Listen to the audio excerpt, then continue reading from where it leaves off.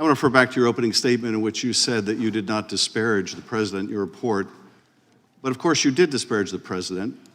You disparaged him in terms you had to know would have a maximal political impact. You understood your report would be public, right?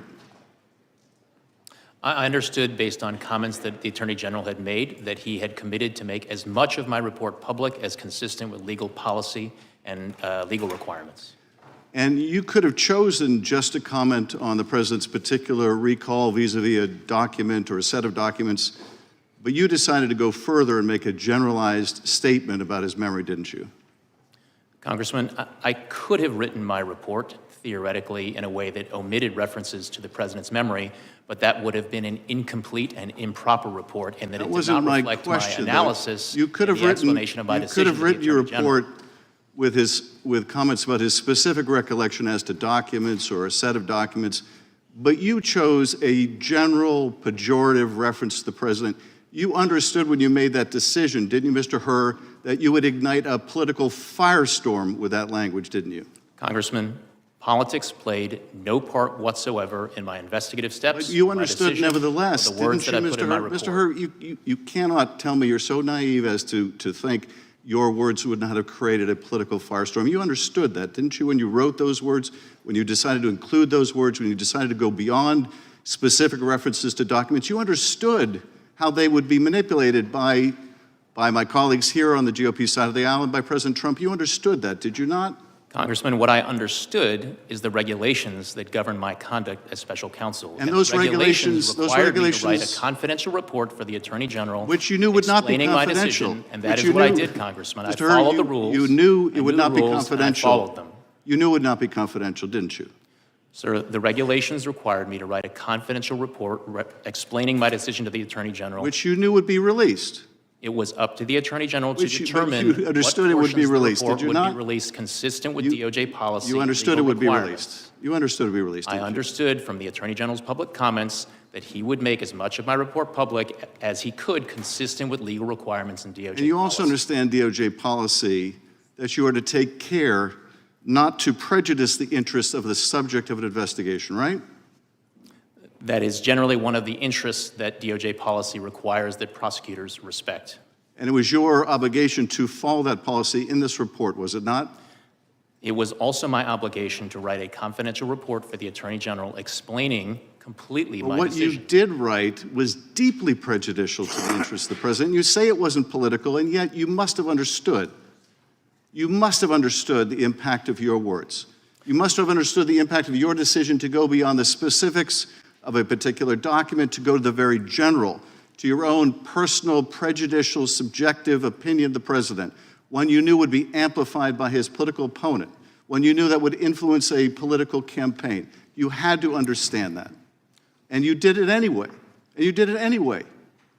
And let me just go to some of the differences here between the president's conduct and Mr. Trump's. In the superseding indictment, on page 3, it says that Mr. Trump suggested that his attorney falsely represent to the FBI and grand jury that he did not have documents called for by the grand jury subpoena. You didn't find anything like that with respect to Mr. Biden, did you?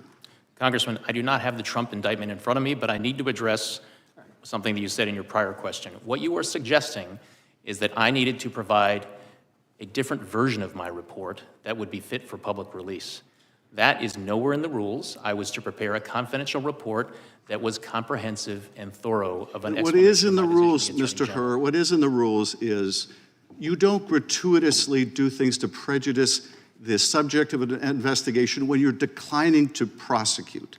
You don't gratuitously add language that you know will be useful in a political campaign. You were not born yesterday.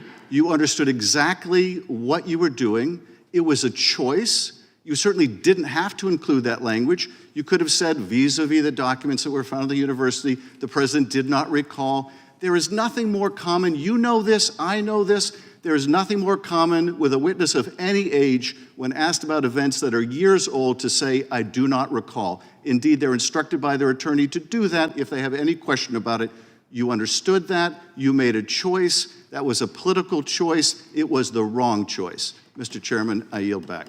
Gentleman yields back. The gentleman from Arizona. Did Special Counsel wish to respond to that final question? Yes, Congressman, what you are suggesting is that I shape, sanitize, omit portions of my reasoning and explanation to the Attorney General for political reasons. No, I suggest that you not shape your report for political reasons, which is what you time is did. the That did not witness' happen, response. Congressman. That did not happen. Mr. Herr, why did he do it? Why did Joe Biden, in your words, willfully retain and disclose classified materials? I mean, he knew the law. Been in office like 50 years. 5 decades in the United States Senate, chairman of the Senate Foreign Relations Committee, 8 years as vice president. He got briefed every day as vice president. He's been in the Situation Room. In fact, you know he knew the rules because you said so on page 226. President Biden was deeply familiar with the measures taken to safeguard classified documents. And Joe Biden told us he knew the rules. Mr. Armstrong said this earlier. Joe Biden was deeply familiar with it. You're exactly right, because he told us when Jack Smith goes after President Trump, Joe Biden says, how could this happen? What data was in those documents that could compromise sources and methods? It's irresponsible. So Joe Biden knew the rules. You know he knew the rules. And Joe Biden told us he knew the rules. So, Mr. Herr, why did he break them? Congressman, the conclusion as to exactly why the president did what he did is not one that we explicitly address in the report. The report explains my decision to the Attorney General that no criminal charges were warranted in this manner. I think you did tell us. I think you told us, Mr. Herr. Page 231, you said this. President Biden had strong motivations. That's a key word. We're getting to motive now. President Biden had strong motivations to ignore the proper procedures for safeguarding the classified information in his notebooks. Why did he have strong motivations? Because, next word, because he decided months before leaving office to write a book. To write a book, that was his motive. He knew the rules, he broke them because he was writing a book. And you further say, and he began meeting with the ghostwriter while he was still vice president. There's the motive. Mr. Herr, how much did President Biden get paid for his book? Off the top of my head, I'm not sure if that information appears in the report. Sure does. There's a dollar amount in there. You remember? I don't, it may be $8 million if $8 that's million. Joe Biden had 8 million reasons to break the rules. Took classified information and shared it with the guy who was writing the book. That's why he did. He knew the rules, but he broke them for $8 million in a book advance. But you know what? It wasn't just the money. Joe Biden, here's this page 231, very next page. Joe Biden, in your report, Joe Biden viewed his notebooks as an irreplaceable, contemporaneous record of the most important moments of his vice presidency. He'd written this all down for the book, for the $8 million. And the next thing you say in your report is, quote, such a record would buttress his legacy as a world leader. You know what this is? It wasn't just the money. It wasn't just $8 million. It was also his ego. Pride and money is why he knowingly violated the rules. The oldest motives in the book, pride and money. You agree with that, Mr. Herr? You wrote it in your report. That language, and it does appear in the report, and we did identify evidence supporting those assessments. You also had another interesting statement in your report. You said Joe Biden, I want to make sure I get this right, viewed himself as a man of presidential timber. Remember that statement, Mr. Herr? I believe that does appear in the report, at least in the executive summary. I think this is interesting, because here's the scary part.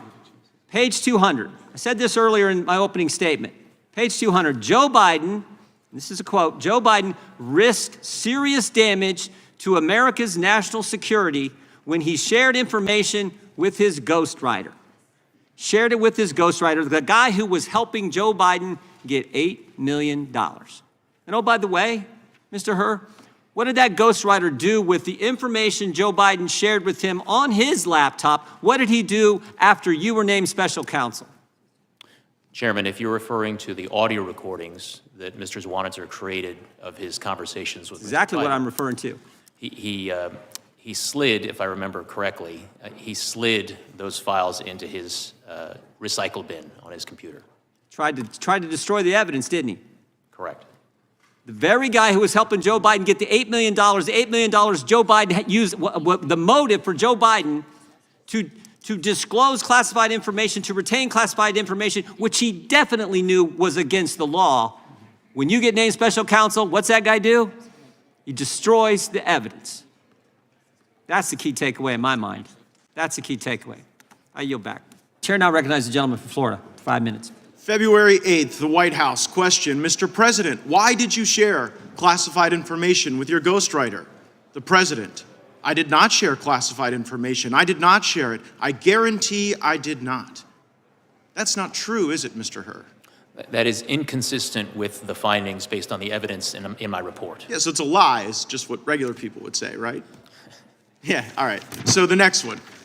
And all the stuff that was in my home was in filing cabinets that were either locked or able to be locked.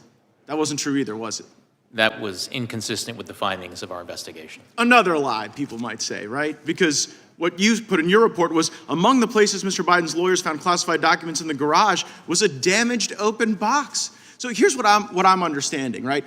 As Mr. Armstrong laid out, you find in your report that the elements of a federal criminal violation are met.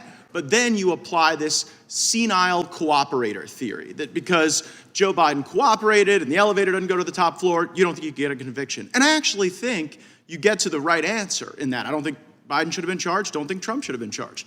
But under the senile cooperator theory, isn't it frustrating that Biden continues to go out and lie about the basic facts of the report that lay out a federal criminal violation? Congressman, I need to disagree with at least one thing that you said, which is that I found that all of the elements were met. One of the elements of the relevant mishandling statute is the intent element, and what my report reflects is my judgment that based on the evidence, I would not be able to prove beyond a reasonable doubt to a jury that that intent element had been met. Right, but the reason you have that doubt is the senile cooperator theory. The fact that Joe Biden is so inept in responding that you can't prove the intent, which again, I don't quibble with that conclusion, but it's frustrating to be like, oh, well, this guy's not getting treated the same way as Trump because the elevator's not going to the top floor, so we can't prove intent. While at the same time, Biden goes out there at the White House and says, well, you know, he just blatantly lies. And what I'm trying to figure out is whether or not Biden's lying because he's still so senile, he hasn't read your report, or whether it's a little craftier and a little more devious and perhaps a little more intentional than we might otherwise think. So I also want to go to this Biden Penn Center. Like, did it give concern to you that the Biden Penn Center, where all this classified stuff was being mishandled, was being floated by foreign governments? Congressman, we were concerned with getting to the bottom of all of the classified documents that were recovered during the course of our... Yeah, but what bothers me is that the money that was paying for the place where the documents were being inappropriately held, it was the Chinese and it was other foreign countries. Did that play into your analysis? Did you look into the $1 billion in foreign funding sources at the Biden Center at UPenn, for example? Congressman, we conducted a thorough, impartial, and fair investigation, and we were very, very concerned with getting to the bottom of all the relevant questions relating to the recovered documents. Did you look into the fact that the Chinese were floating the place where this guy was keeping the documents unsecure? Yes or no? Congressman, to the extent that we identified evidence that was relevant and significant to our investigation, we put it in our report. Okay, well, it seemed relevant to me, maybe not to you. Another thing that seemed relevant to me is this ghostwriter, right? So the ghostwriter purposefully deletes this evidence that seems to be show culpability of Biden's crimes, and you don't charge him. Why did you not charge the ghostwriter with obstructing justice and deleting evidence? Well, for a number of reasons that are laid out in the report, but in brief, Congressman, yes, when we interviewed the ghostwriter, he did tell us, and I'm trying to get the exact language, that one of the things on his mind, one of the things he was aware of, was that I had been appointed special counsel and was conducting an investigation. Right, so he didn't, just so everybody knows, the ghostwriter didn't delete the recordings just as a matter of happenstance. Ghostwriter has recordings of Biden making admissions of crimes. He then learns that you've been appointed. He then deletes the information that is the evidence, and you don't charge him. That is reflected in the report, and one of the reasons... What does somebody have to do to get charged with obstruction of justice by you? If deleting the evidence of crimes doesn't count, what would meet the standard? So, Congressman, as we state in the relevant chapter of the report, one of the things that Mr. Zwanitzer did not delete was transcripts of the recordings that he had created that included inculpatory evidence relating to Mr. Biden. Oh, so if you destroy some evidence but not other evidence, that somehow absolves you of the evidence you destroy? Like, here's what I see. Zwanniger should have been charged, wasn't. Biden and Trump should have been treated equally, they weren't. And that is the double standard that I think a lot of Americans are concerned about.